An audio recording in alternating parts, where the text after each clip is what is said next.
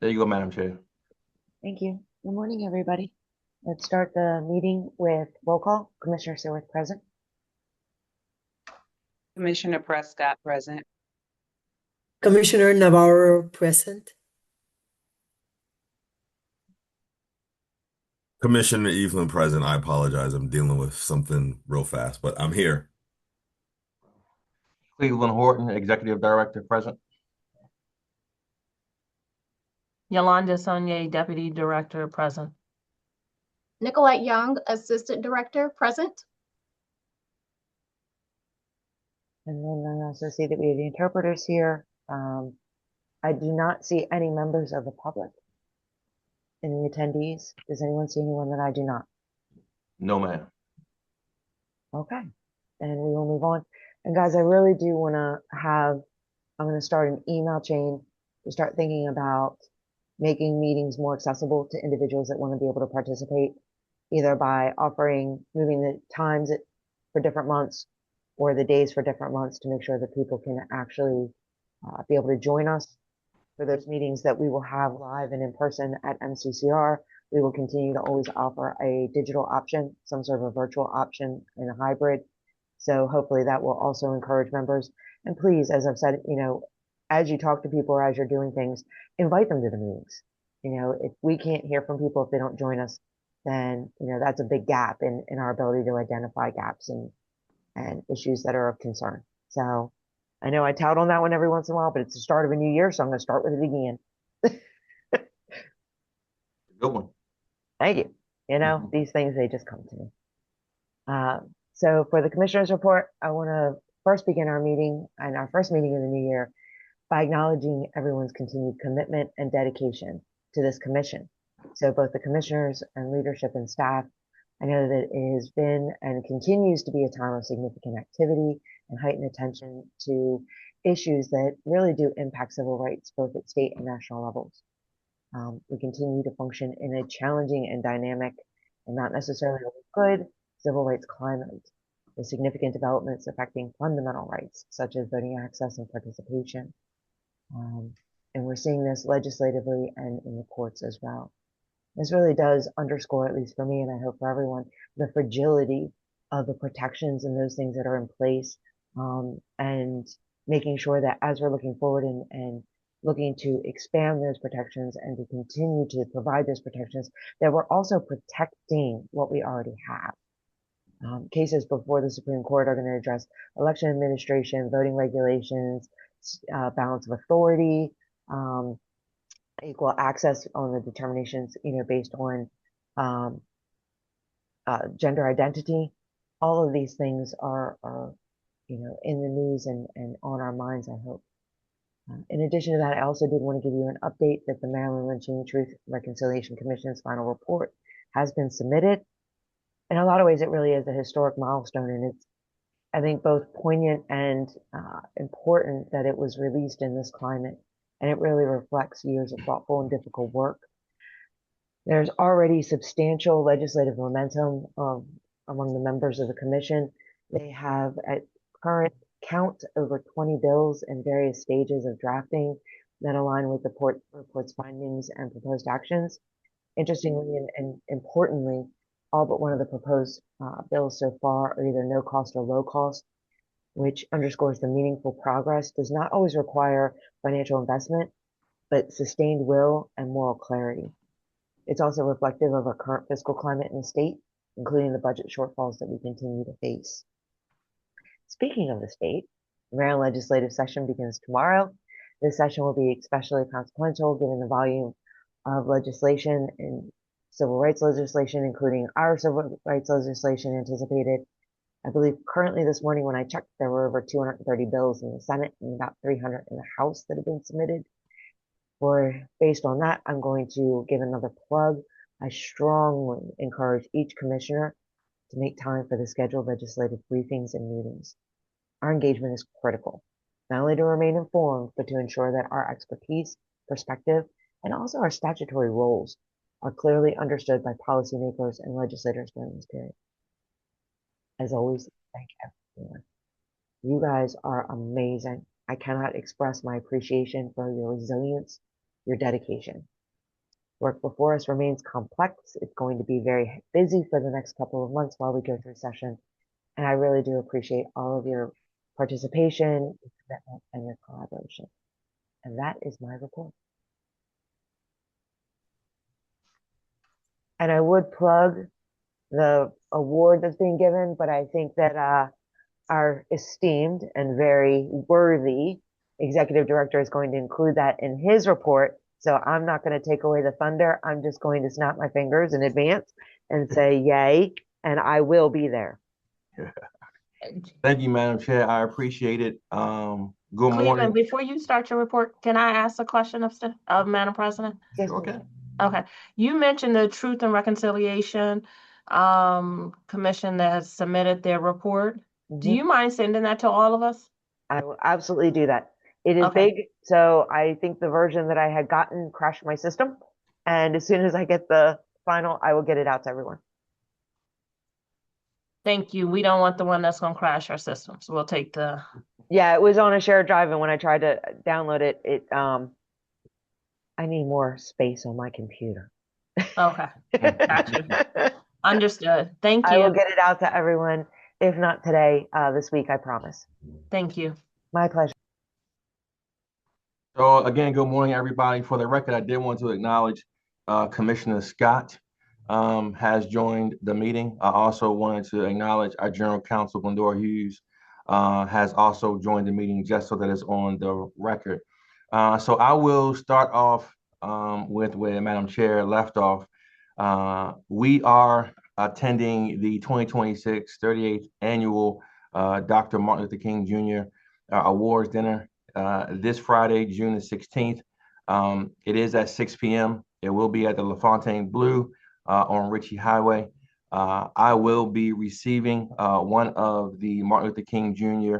Dreamkeeper Awards at this ceremony. So I think we mentioned this a couple meetings ago. I do apologize. I thought the information had went out to all the commissioners, but if any of you all on the call are interested in attending, please let me know, and we will reserve a ticket for you. So if any of you all are available, again, I do apologize that you all didn't receive the information beforehand, but if your schedules do allow, please let us know, and we will ensure that you all do have a reserved ticket to attend. I know Commissioner Prescott is going to be there with us in spirit. She's going to dress up and give us all that Zen remotely. So we do appreciate that. Jansen, is that you saying you're going to be available? All right, cool. I got you. Yes, I would love to attend, and congratulations. Yep. So thank you. I appreciate it. So we got Jansen. Looks like we got Commissioner Navarro. And we'll make sure there are tickets. I'm not sure if they'll be exactly in your names or not, but no matter what, if not, just give them, obviously, the Maryland Commission on Civil Rights, and you all will have tickets to be able to attend. Thank you. No problem at all. Thank you for your support. We did, as many of you all should have seen, this, and in December, we did finalize finally our MOU with the Maryland Real Estate Commission. That has been signed. We have sent out a press release in reference to that.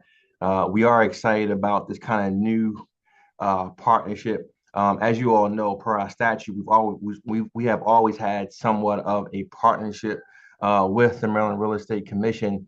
But for us, this MOU really does signify a new, more aggressive, proactive approach to how we're going to be handling fair housing issues in our state. So we are excited about this new partnership with the Maryland Real Estate Commission as we continue to move forward.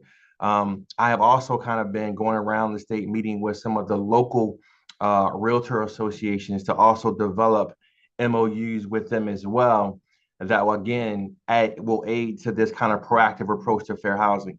Because one of the things that we know is that those within the industry hear about, see, and witness fair housing issues way before we do. So we felt like it's important as an agency that we create a higher level of partnership with these associations, so that as fair housing issues are coming about amongst their members, that they would then be bringing these issues directly to us for us to take a look at, for us to provide training, a whole host of different things that these partnerships will enable us to do. So we are excited about that. So just wanted to mention that. We did get the opportunity to present at Winter Mako, again, solidifying our relationship and our partnership with Mako and the members who were there and present during that presentation. So I know I did have the opportunity to see Commissioner Evelyn at our presentation. So again, just want to give him a shout out and thank him for continuing to support the agency and showing up on behalf of the agency. We are at the point where we are ready to talk about our strategic plan for the next 5 years. As many of you know, we've kind of been going through the process, talking to stakeholders, staff.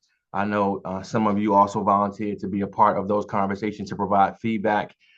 We are at the point now, and I think we'll talk about this a little later on in the commission meeting, where we need to identify a date and time for us to get together to talk about that plan. So I will be going over this plan with our leadership team next Wednesday. And then I would like to, of course, have an opportunity to also discuss the plan with you all as commissioners, alongside what I consider my partner in crime, Madam Chair, to really talk about if there's anything that from a commissioner perspective, you all would like for us to add or modify or what have you before we kind of roll this out. So this plan will cover us from fiscal year 2027 through fiscal year 31. I know it sounds like a long time, right? When I was done, I was like, 31.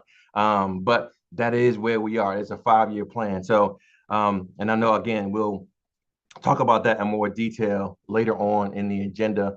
But again, I just wanted to raise that. Lastly, I really just want to give a shout out to my executive leadership team. I know they've really been pushing me to take some time off. I had the opportunity to do so in December, which is why my December was rather light. I think I was off from the 16th up until I think January the 5th or so. And I want to give them a shout out because honestly, they purposely and intentionally didn't call me one time, regardless of what was going on. So I do want to give Yolanda, Nicolette, and Glendora a big thank you for just giving me the opportunity to take off. And I actually didn't even come in, right? I think they were expecting to see me at least one of those days. And it was hard. I'm not gonna lie, it was extremely hard. But I do just want to just thank them for giving me the space to give myself some space and some time to relax, reset, and continue to be able to show up to lead this agency. So I just wanted to thank them for that time. So with that, I will answer any questions that you all may have about my report. Hearing none, I will pass it off to our Deputy Director. All right, thank you. And it was not with difficulty to get him to take more than one day off, Jansen. It was not without difficulty based upon your comment in the chat. So rest is resistance, and we're so happy that he took that time to replenish himself and spend time with family. So everyone's received the numbers in the report. We are continuing to investigate our cases. We are trying to work on our backlog and continue to build up our mediation unit. I think that everyone met our new supervisor, Tariq, last month. He attended the meeting last month, and so he is getting acclimated in his new role as a supervisor. And so we are continuing to press forward and find ways in which, to streamline some of our services, make sure to cut our backlog. And so, which we still do have, but we continue to press forward. And so if anyone has any questions, Nicolette will talk about the position, so I don't want to say anything about that. So if anyone has any questions for me, please, I welcome them. I did want to highlight one of the things in reference to Yolanda and her team. As you all know, we have re-implemented the ADR process and mediation within the services that we offer. we are still in the process of getting it right. It still is in process, but we are still providing the service. But I do think it's important to even recognize, even in our infancy stage of recreating this ADR unit, we were able to, and as you all will see in our annual report, we were able to retrieve almost $500,000 in monetary benefits through the mediation services that we provide. And we are nowhere near, we're probably at maybe 20%. So we are looking forward to the fact that we know that this ADR unit that Yolanda is overseeing will continue to pay dividends. Not really, again, what I would say is not from an agency perspective, but from a public perspective, right? We do feel like it's very easy for us to investigate and issue a termination, but the real work, the real agreements, the real impact for us is when parties are able to come together and come to an agreement, right? So our mediation department, I do just want to highlight the work that I know Yolanda has spent a number of meetings, some all day, trying to figure out what this is going to look like, how we're going to do it, how to make it most beneficial to respondents and complainants based off of feedback that we've received from our prior iterations of ADR.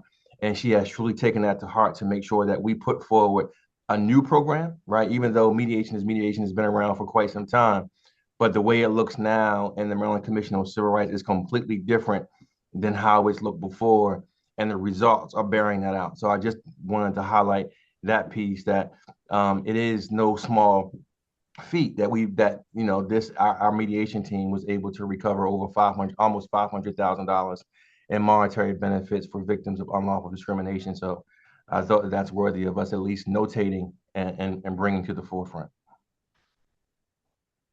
Thank you for that. And absolutely, I know in the December meeting, we talked a little bit and introduced it, and I think it's fantastic. I love the idea of mediation because it allows everyone to be heard in a way that I think is very meaningful. So, Yolanda, as always, amazing, and thank you. And I also just wanted to thank you for, focusing on that backlog and working on that. I know it is not easy. So I just wanted to let you know it is seen and appreciated. Thank you. And at this point, I think I'm going to turn it over to Nicolette. Okay, thank you, Yolanda. Good morning, everyone. Happy New Year. I hope you all had a joyful and restful holiday season. Just a reminder that the 2025 filing period is open for the 2025 financial disclosures. They are due by April 30th. If you have not received that email, please let me know. I'll make sure that they have you on the distribution list, but that information is required for all commissioners as well as staff. And so please have those submitted by April 30th. Currently, we've expended about 44.7% of our budget. That we do anticipate that will go up because we have not been charged for many of our statewide charges that we have in the budget for this year. So I do anticipate that will tick up just slightly by next month, hopefully. Currently, we have 8 vacancies, of which 2 are being held open to satisfy the statewide Section 38 personnel reduction cuts. And so we'll be keeping those positions vacant. We do anticipate filling the rest of those positions within the month. 2 positions we've already received. We've already submitted offers, and those people have accepted, and we do plan on promoting some people within the agency to those vacant positions. So we do anticipate that the remaining vacancies will be filled by next commission meeting. The 2027 governor's allowance will be submitted on or before January 21st. And of course, we will share what that allowance was once it's been publicly released. I will just share that it's positive. It could have gone a lot worse than anticipated, but overall, it was a fair assessment, and I think that the governor's allowance will be able to permit us to be able to continue to do the great work that we do here. The 448th General Assembly session will convene tomorrow, and so our 2 budget hearings are for Friday, January 30th, and Wednesday, February 4th. The information for the location and the times for those hearings are in my report. please let us know if you would like to attend. And I'm here to answer any questions that you may have at this time.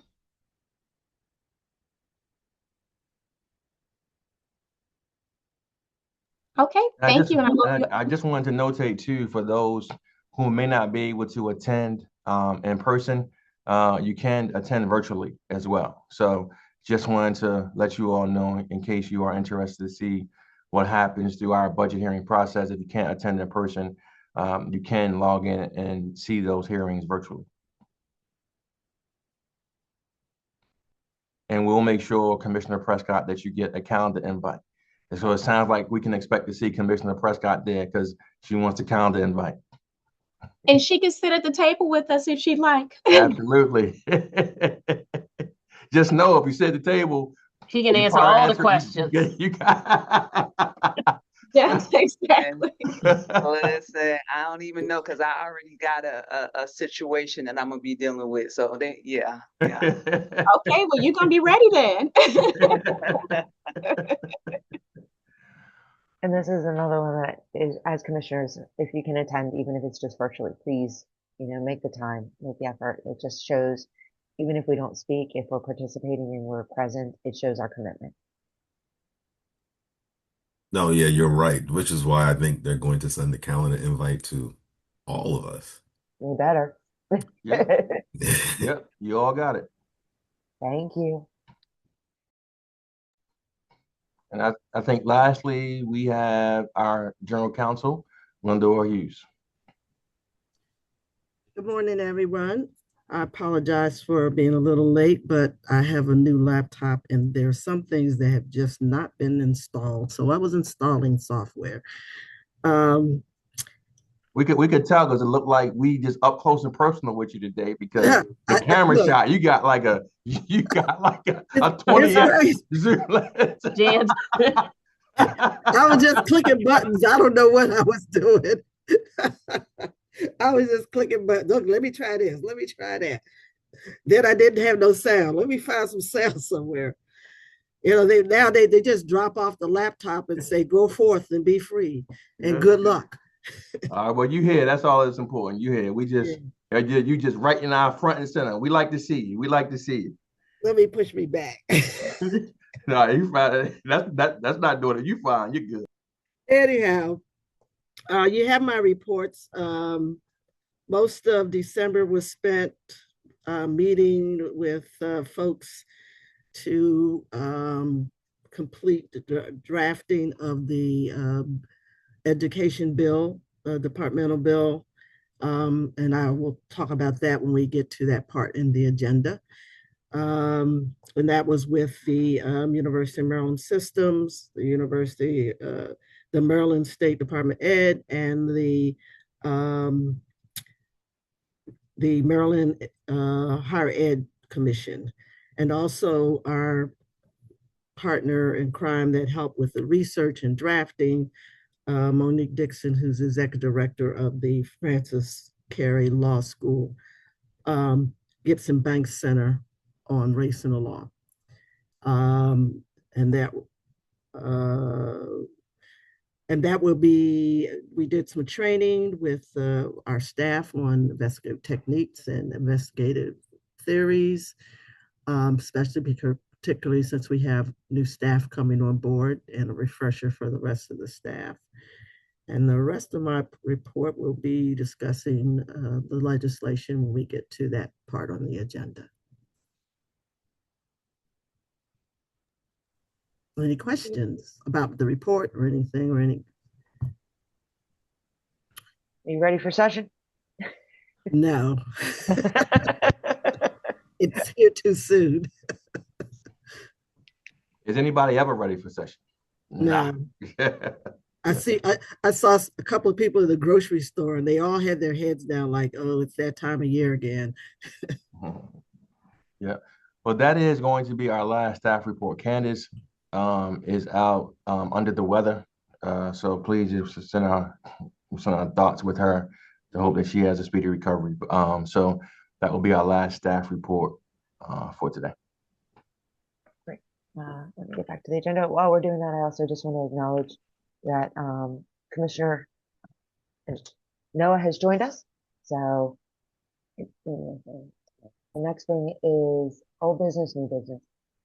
So jumping right in on the legislative session, and Glendora, if you can update us on when we're going to start setting up those meetings. So I've already plugged that everybody make the time to attend.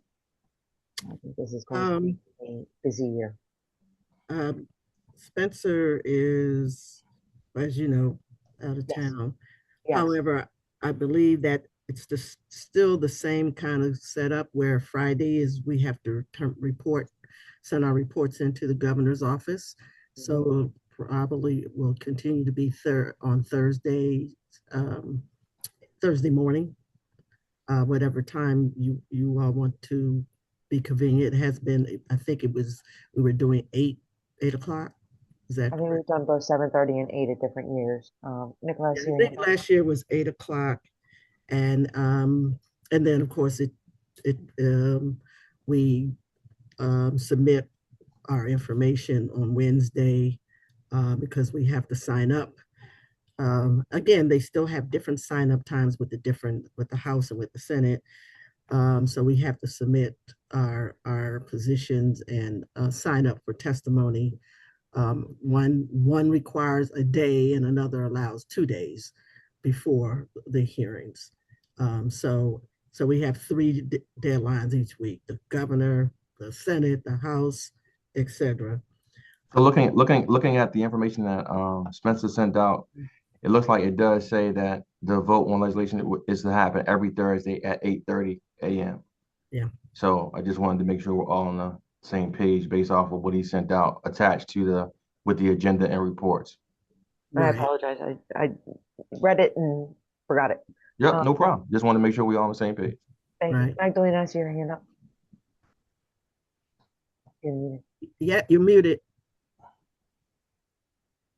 Okay. You know how it is. You had to. Sorry, I'm slightly sick, also under the weather.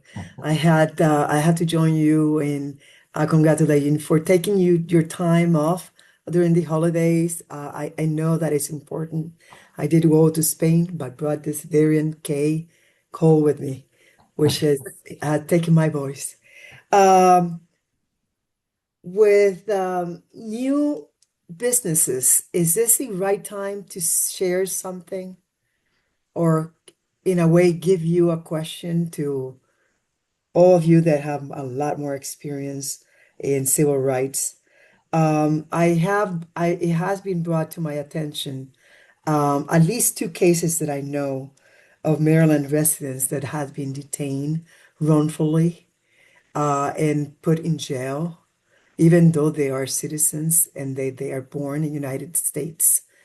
Have you heard, and again, I don't know if the community is sharing these cases with the Civil Rights Commission so that the governor is aware of what is happening to Marylanders. That's one is the case of Diaz Morales, who was detained on December 14th for 25 days and just released on January 6th. She was moved from one state to another state. They kept saying authorities that did not accept her explanation initially. And then the lawyers have to hire experts to make sure the authentication of her documents were shared. Finally, she was released. But there's another person, Kilmer Abrego Garcia, who was also subject to significant separation in detention due to immigration concerns. And in both cases, what rights do people have? How can this be presented to the commission? Well, so go ahead, Glendora. One is that we do not have jurisdiction in immigration. I know that we have worked with other agencies that do have the expertise, attorneys who specifically handle those types of cases, as well as I know that the agencies have created coalitions to share information. And I know that the Attorney General's office has looked at different things. one of the things that we do is that if we get contacted and referral, we try to direct the person to the appropriate agency or the appropriate persons that can assist them to address this whole issue of immigration. It is basically, in terms of reading what's going on around the country and talking to other attorneys that are involved, you have a situation where it's basically things being done outside of the law, and there's had to be lawsuits filed.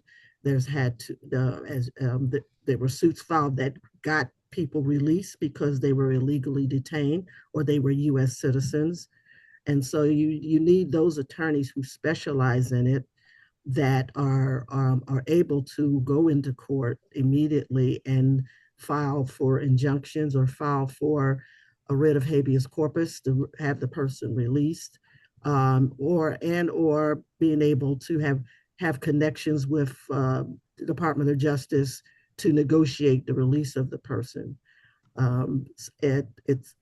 As we go around, day by day, there is new lawlessness and new things that come up that even the experts are having to create new defenses and new means of attack. But the best thing, is appropriate thing, is to get them to the experts, the people who specialize in immigration litigation and representation, so that they can get the most accurate help.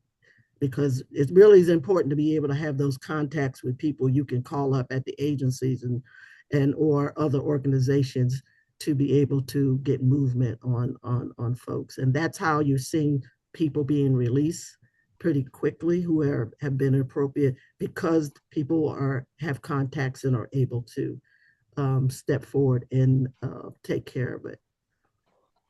And in addition to that, I just want to add, and I see Vice Chair Evelyn has his hand up as well, but that's why we also send folks to the Know Your Rights brochure that we did in conjunction with the Attorney General's office to identify if you're having any particular issue. So for instance, immigration, who you should follow up with. Part of what we recognize as the Maryland Commission on Civil Rights is that we can do a better job of really articulating what we cover so folks kind of fully understand what's within our authority. A lot of times when issues come up that may be a civil rights issue, folks will just kind of automatically assume that we have authority over it. So part of our education and outreach efforts moving forward is to create more awareness for our agency, but at the same time, create more awareness for what we have authority over, right? So that folks have a clear understanding of who to contact for a particular issue. But a good reference point, and it's on our website, is the Know Your Rights brochure that we did create in conjunction with the Attorney General's office, that I think is probably around 40 some pages long. But that's because it talks about a whole host of different issues: immigration rights, voting rights, a whole list of different things that folks should do if they feel like any of those rights are violated, and what agency to contact. Vice Chair Evelyn? Yeah, so thanks for that, Cleveland, because I think that's helpful, because I think when I go back and listen to or I reflect on what Commissioner Navarro's saying, I got her question as less of like, what are we going to necessarily, like we get it, like federal immigration or even detention policy is not something that is within MCCR's jurisdiction, but I also know I know that we have to be mindful of like doing what our lawful assigned duties are, as well as being potentially a watchdog. But because these are unprecedented times, and I know how we have weighed in on situations in the past, whether it was George Floyd and police brutality. I also know that this is one of those moments, at least from my perspective, and I know, like me and Commissioner Navarro are we're both naturalized American citizens. We're both immigrants. And I'm very well aware that, again, we don't have jurisdiction over those policies or authority over federal immigration or detention policies. But and I know I'm rusty, Glendora, when it comes to practicing law, but I feel like we do have jurisdiction over civil rights impacts on residents within the state, specifically because it's like natural national origin, including naturalized citizens when those impacts intersect with discrimination, potentially equal access to services, um, employment, housing, public accommodations, or even chilling effects. And so while we can't necessarily go and say, let's investigate ICE, I just want to make sure that when history is looking back, that we are being responsive to this moment. And so I don't know how that looks, but I'm glad Commissioner Navarro is mentioning that because this may require a larger discussion, but it's something that is definitely weighing heavy on my mind. There's a lot of things that we do. We look at what the law permits, what the definitions are, and try to see if we can address the issue that's raised. Like in housing, we don't look into terms of somebody's status, immigration status, if there's a housing violation, discrimination in the housing.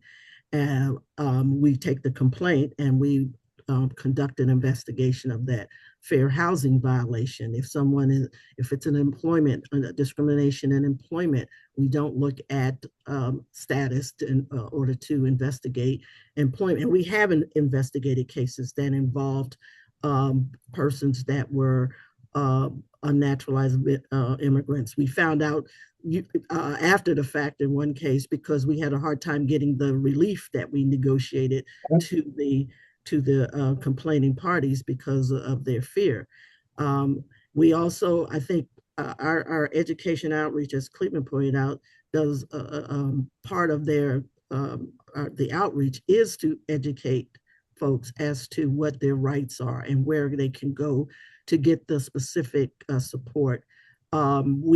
Cleveland and I are both in connected to different organizations, coalitions that have formed since this administration has come into effect that involve looking at this issue and providing support and signing on to any types of amicus brief or any kind of policies or ideas that would help to address this particular problem in these unpresidential signs. So we're not sitting back because, oh, it's not specifically in our jurisdiction, but we also have to be in mind if we get a complaint and we're going forward, yes, we have to be able to establish jurisdiction in the court. But there are so many other areas in our outreach and in our educating part and in our just being involved in civil rights that we are participating in with other attorneys, with other agencies that are having the same issue and trying to create solutions and provide people with the appropriate information so that there is some direction for people to go into. We understand that this is a very huge issue because of the times that we're in. And we, through Cleveland issuing letters of support and letters that address the issue to us. There are things that you strategically are involved in, but you can't blast them out to the public. You just have to do the work and carry those things out. But I don't think we as an agency are sitting pat or confining ourselves to simply what we have jurisdiction over. May I say one thing, Jason? Thank you, Jensen, Evelyn. Thank you for your chiming in. One other thing is like I'm not naturalized. I was born a U.S. citizen. I was born in Puerto Rico, an island that is part of United States. I am the director for the Office of International and Academic Affairs at NIST, and you will be surprised how many people come and send us permission for people to travel to Puerto Rico because it's an international country. So, but having said that, I'm very aligned with and very heartbroken with what is going on in this country in many different ways. And people do feel that they do not have a voice. Look at what just happened in Minnesota. A person was just trying to make, like the Tiananmen Square person, Chinese, that stood in front of a tank. He was not killed. Why a person that just had stopped the car, tried to move, needed to be killed? uh, it's really amazing what is happening.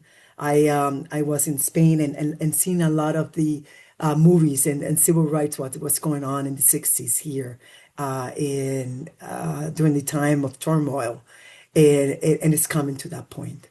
But what else? My concern is what can the Civil Rights Commission do for sharing more information? I do acknowledge that there's a Know Your Rights, 47 pages. Can we do clips? Because sometimes 47 pages is just too much. Can we do a little clip, a special information brochure going out there that we can share with people? Can we give more knowledge to the governor of what's happening? I know that it might not be in our jurisdiction on immigration, but how Marylanders are being affected.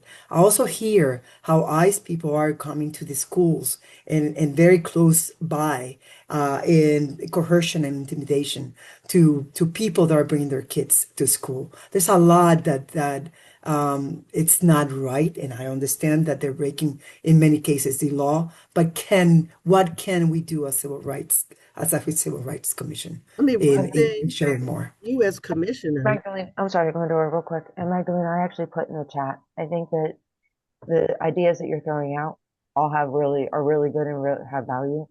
And I'd like to actually put together a work group so that we can think these through and implement them so that it's not just throwing out ideas and maybe we could do this or maybe we could do that, but let's be thoughtful and get something together and even maybe a timeline of things like releasing, those clips or, Yeah. increasing our participation in things, not to put it off or to postpone, but just to get organized and do it in a really thoughtful and way that hopefully will allow us to have broader reach and more impact. Yeah, Um, I definitely agree with that. Even if it's primarily focused on education and outreach. But, again, I've been on the commission for a long time, and yet just the other day I had to tell my wife, who's also a naturalized American citizen, like, hey, make sure we have our forms in case something goes sideways. Like we're living in 1984 George Orwellian times, and so I think having some sort of structured discussion around how we make sure that we continue to be that light, and we always, and Glendora, you are a legend.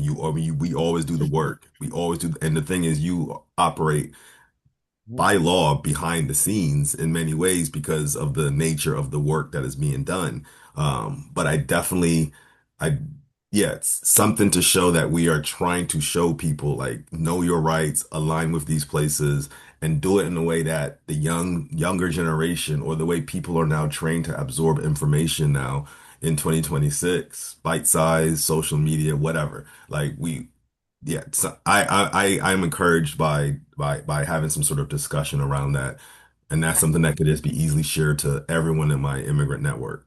right. I appreciate that, to tell you the truth, because I am very like I said, heartbroken what people telling me that they're afraid of leaving their home without their passport. As simple as that, or some paper that they legally can Yeah. share that they are a U.S. citizen. And wow, that really hit me. what So I I do definitely, oh, go ahead. thank you for your comments, and I would love to have more of this discussion in finding ways that we really can meet some of these questions that the community has. I think, I definitely think the work group is a good idea. I don't know that much can be accomplished on a public forum like this. Correct. But I exactly. do have some ideas, and I think that they probably would go beyond education and outreach. And I think that legally we would be able to do those things. So what I'll do is I'll send out an email to everyone. I'll include Glendora you, so that way, we have No, you don't want to. No. No, I'm Okay. just joking. Yeah. You're getting dragged into this. You don't have to come up with ideas. You can just opine on whether or not we've gone completely sideways. And start some of those early preliminary discussions so that we can make some paths and then start digging into what that might look like. Stephanie, Yeah, can you make sure to also include Candace because her team would be the one that Yep. would probably implementing a lot of what you're talking about. absolutely, 100%. I wasn't going to be exclusionary. Everybody's going to get an email.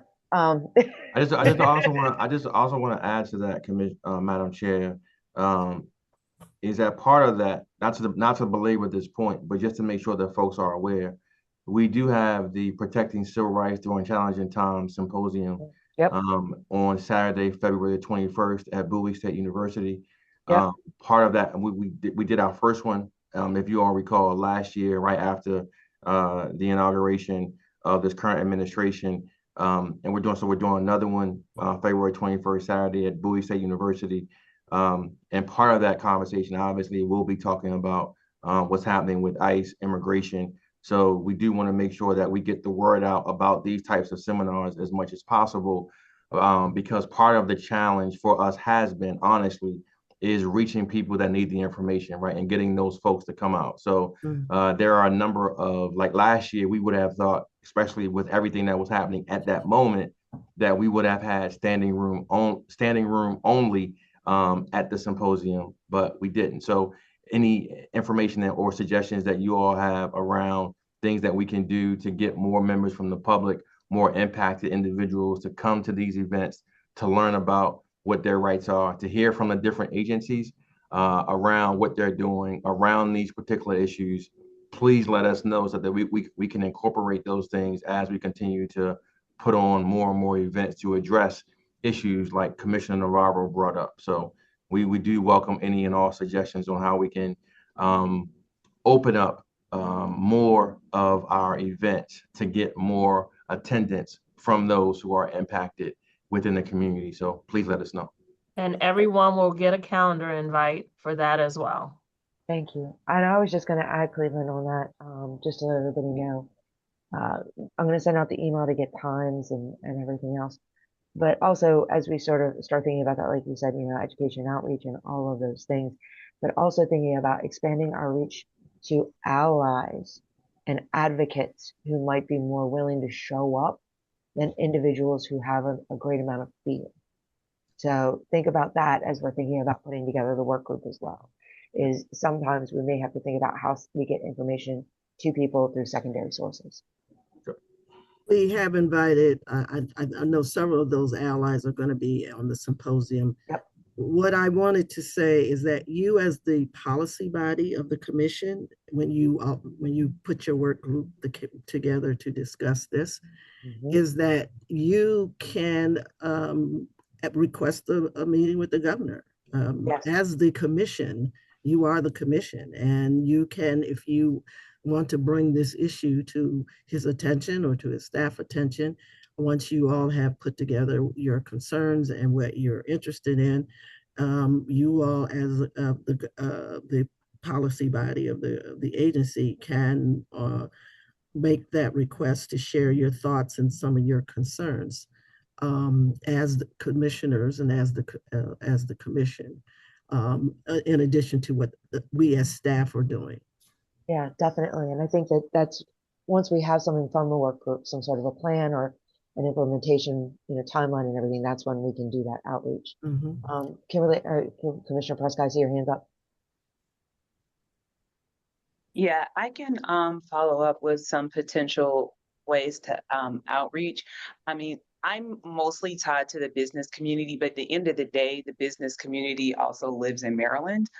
So I think that the more we can get in front of them just in general to have more of a general awareness of the commission in front of the business community, even though this is something that we want individuals to participate in, I definitely would like to connect on how we can get in front of business as well. Can absolutely be a part of the work group discussions. Thank you. Appreciate that. And so, like I said, I'll get that email out and we can start having those substantive discussions and start thinking through that and figuring out what makes the most sense. Is that okay? Yep. Okay, do you want to go back to the legislation or? Now, I put a thing in the chat. Please just everybody confirm that 8:30s on Thursdays are generally good for you. Send an email so that we can make sure that we have all of those on the calendar and that we're being participatory. And that's the end of it for me for legislative session, unless Glendora, you want to add in. I'm sorry, did you say The only thing I want to Wednesdays speak at about 8:30? Thursdays, I'm sorry, Thursdays at 8:30. Did I say Wednesday? My apologies. Yeah, it depends on which Thursday it is. I have a legislative meeting on this same Thursday from 8 to 9:30. We won't be doing it this Thursday. Okay. Okay, session right. starts tomorrow. We will Well, no, I normally, don't mean this Thursday. normally we Okay, will go ahead. we will notify you that we want to call when we have bills, legislation that we need your vote on. We need you to review and we need your vote on. And we will send out a summary of those bills and what we recommend your position to be on. And on the call, we'll go through those bills and the recommendations, and the commissioners must vote whether to support, not support, send a letter, etc. So that's the purpose of the call. And so until we have hearings coming up and we have bills, then which we'll probably start seeing next week, then we will notify you that we need to have a call. And I'll Sure, I also, just meant if you were talking about a standing meeting, because yes, I'm Yeah, on the it'll be I'm on the standing. Maryland Chambers Legislative Mhm. Committee, and we have a standing meeting. So I was just saying, like, if it was going to be at 8:30 every Thursday during session, Yes. I have a standing meeting. Also, second question, are we as commissioners allowed to vote by email, or do we all have to have like quorum on this screen and vote? We have used email. Okay. yeah, you can provide your thoughts and anything Okay. else in advance, thank and you. then we include that as part of the conversation. Yeah. There isn't the same requirements for quorum as there are for an official meeting. So if we have that, we'll make sure that your input is heard. Right. We'll send you the summary and the bills so you Yep. can look them over and share. And you can call either me or Spencer if you got questions. We're available to answer your questions before you make your decision to vote on the bill. So we try to keep, those who are unable to make the call, keep them informed and also get your participation. Thank you. And Dr. Spencer, what I usually ask him to do is put that as a recurring meeting on everybody's calendar. And then it's easier to delete a meeting than it is to add meetings. Exactly. So that's the way that we do that. We'll usually get an email saying we don't have anything that we need to meet about, have a great extra hour. Otherwise, it's a standing meeting. Okay. And the only other thing is to report the status of our departmental bill. We have been working with the bill drafter for a couple of months, several months. It's in its finals draft. It's now being reviewed by the legislative reference. He has submitted it. We've done all the tweaks and corrections and best way to try to say what we're trying to do. The bill is called Advancing Equal Education Opportunities for All Students in Maryland. As soon as we get the final draft back, we will send out a copy of it for your reading. It's 24 pages, so you can, for your reading pleasure at night. But a lot of it is just trying to provide, there were different laws that we had to amend to include not just our statute, but we had to make amendments in the educational article covering the various entities that are going to be, that we're going to have concurrent jurisdiction with. And when we send you the bill, then the next meeting, we will walk you through it with the specifics, and you'll also, you'll have a chance to look at it and have your questions ready to ask. What does that mean? How would that work, etc. We are mindful in terms of, we ask that the bill not go into effect until 30 days after the regulations are drafted, because as we looked at our federal partners, that the education bill, a lot of the procedure and interpretations are in the regulations, and not necessarily specifics, a lot of specifics in the statute. So the legislative reference agreed to put that qualification in terms of the effective date of the legislation going into effect at that time. And Are the regulations drafted as well? our regulations are when we draft them, and then they go through the promulgation period with the state, the Secretary of State, Maryland. No, I know. I was wondering if they had been drafted, at least the outline of those, since the bill refers to them. So no, they have not been drafted. We don't draft until after the bill passes. After the bill passes, because we don't know how it may be amended during session, it may be amended in committee, maybe amended on the floor. So you want to make sure you have the chapter, the final bill, which is the chapter, before you start the drafting of the regulations. And we do want to include the stakeholders in providing input in terms of drafting those regulations. And that's all I have. Any questions? Okay. So everyone should have received a calendar invite for the budget meetings, the budget hearings. Those that are going to the MLK dinner have received a calendar invite, and everyone has received a calendar invite for protecting civil rights in challenging times. So everyone should have that, and we'll make it a practice moving forward for any events that are going on, that the commissioners receive calendar invites. And if you can't attend, then you can decline. And if you're going to join us, then feel free to accept. Thank you.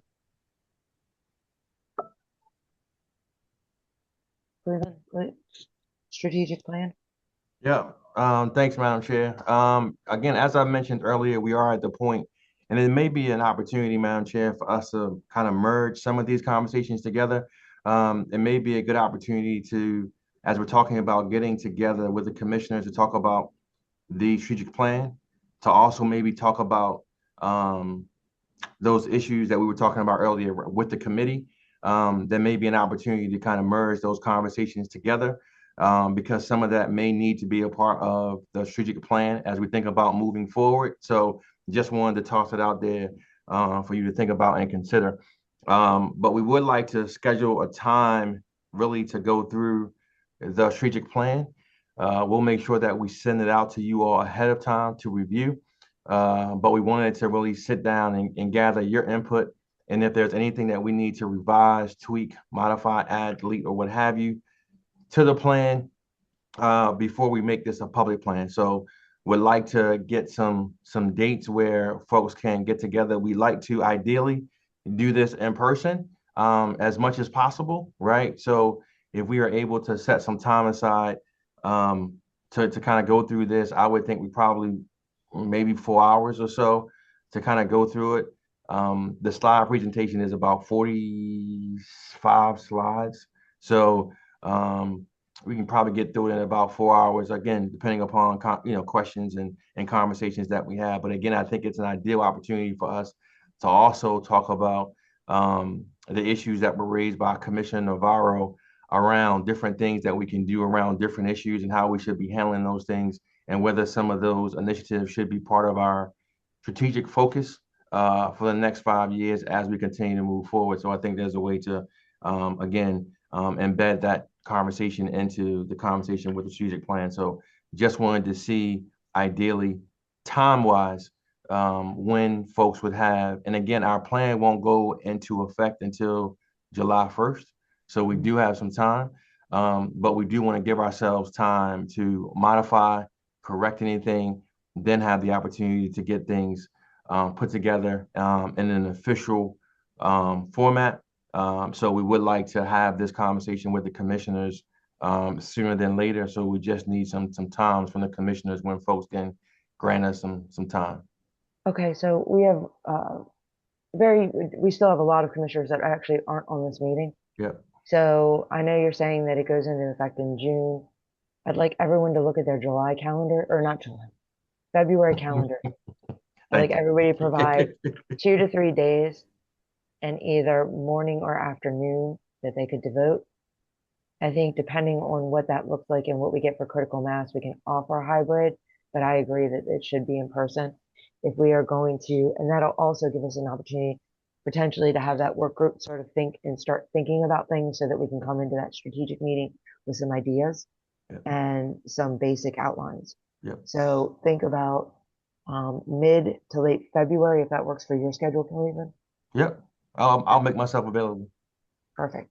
So what I'll do is, if we can ask everybody, like I said, I'm available. I'm throwing this out. It's not actually true. I'm just looking at a calendar. You know, the 19th in the morning, the 23rd in the afternoon, or the 18th in the morning. You know what I mean? Just give like 3 or 4 options that work for you. And then that way we can see where we have critical mass. And if we need to, then we can kind of go back, give us your best options. And then once we have critical mass, we can go back and say, this works for everybody. Can you make yourself available? Or can you, in the alternative, can you only participate virtually? Okay. Okay, but I know I'm the problem child, but I'll be honest with you. If I give you something today, it might not be available tomorrow. So I'll give you some stuff, but my calendar is always changing. Understood. And like I said, just email it and hopefully we'll hit a moving target. Yep.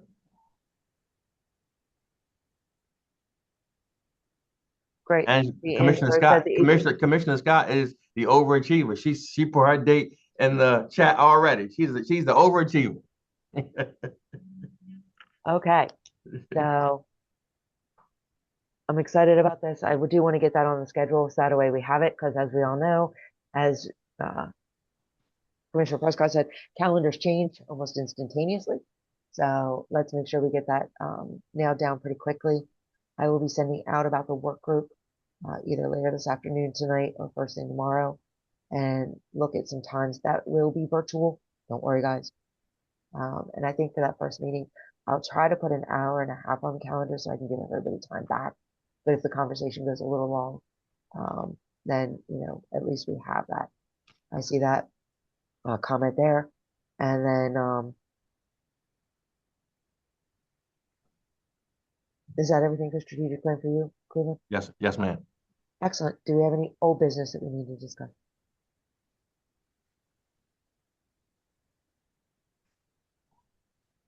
I don't have anything on my end. Have an adjournment?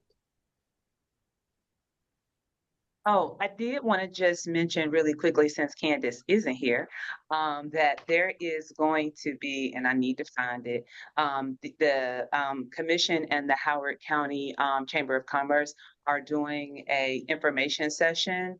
Let me pull it up because I don't want to say it wrong, but we definitely want to have people join.